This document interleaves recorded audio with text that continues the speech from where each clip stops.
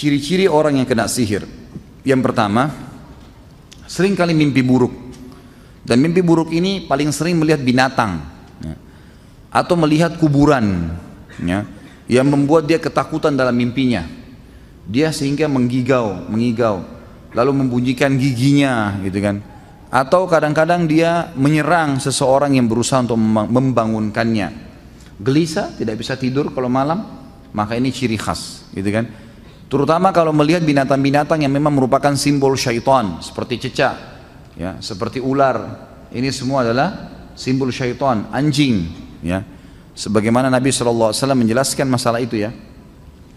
Maka keliru pemahaman kita di Indonesia yang mengatakan kalau lihat ular mau menikah. Nah, ini harus dilawan, ini dari syaitan, ya, itu. Katanya kalau lihat ular mau menikah, gitu kan. Ini tidak benar. Kalau nenek-nenek 90 tahun lihat ular, bagaimana? Nah, ini kadang-kadang ularnya macam-macam. Ada ular yang dilihat hitam, ya. Umumnya itu selalu warna-warna gelap, hitam, berusaha menyerangnya, menakut-nakutinya, melilit tubuhnya. Ini yang pertama, sering mimpi. Kalau mimpi menakutkan begini, berarti dia sedang disihir. Sihir itu berusaha untuk merusak dia, ya, menakut-nakuti dia sehingga dia tidak berprestasi dalam kehidupan. Yang kedua, mimpi juga sama, masih masuk dalam poin pertama mimpi tadi. Tapi mimpi yang kedua adalah orang mimpi diikuti dengan hawa nafsu. Sering mimpi junub, sering mimpi didatangi oleh laki-laki atau perempuan. Bisa saja laki-laki atau perempuan itu adalah orang yang pernah dia suka sebelumnya atau yang suka dia. Dan ini syaitan buka pintu itu. Mungkin orang-orang itu yang menyihirnya. Atau memang dasarnya dia tidak kenal siapa orang itu. Mungkin dalam bentuk makhluk yang besar atau kelihatannya hitam. Dan ini berarti ada jin yang menyukainya.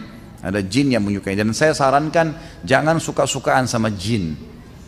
Tidak ada gunanya. Enggak kelihatan, gitu kan. Dan jin yang paling cantik pernah buat pengakuan. Mau dengar? Hah? Ada nggak? Siapa tahu ada yang mau melamar, boleh lah. Ada seorang syekh di Madinah, saya dengar kaset beliau. Semoga Allah ampuni saya kalau saya keliru, tapi saya ingatnya waktu sama saya pernah dengar itu. Jadi beliau kalau ruqyah, murid-muridnya rekam di kaset. Zaman dulu masih ada kaset-kaset gitu, pakai kaset. Lalu sempat ditanya, kamu ini siapa? Dia bilang, saya jin perempuan dan saya jin yang paling cantik. Kata syekhnya, memang kau bagaimana? Dia bilang, mata saya 1, kaki saya 9. Ada yang mau?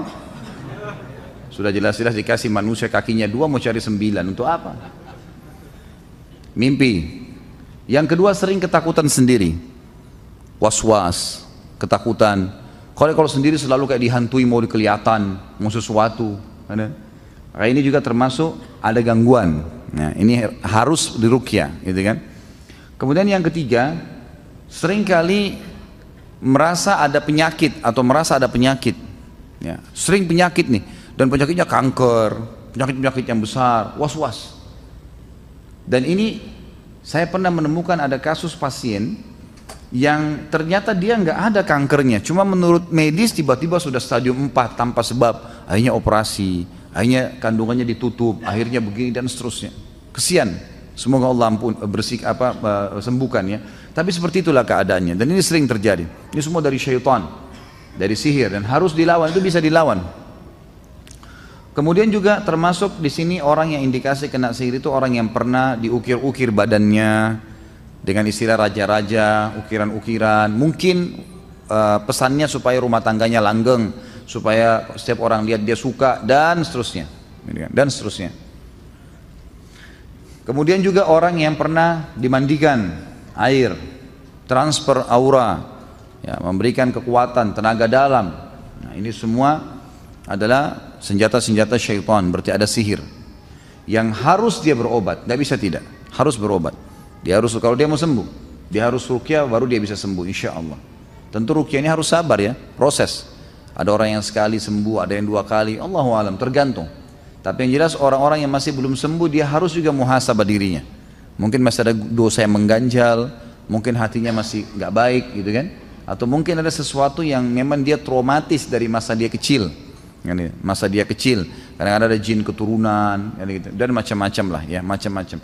Jadi yang jelas kalau ada indikasi-indikasi ini secara umum, maka antum semestinya harus berobat, insya Allah.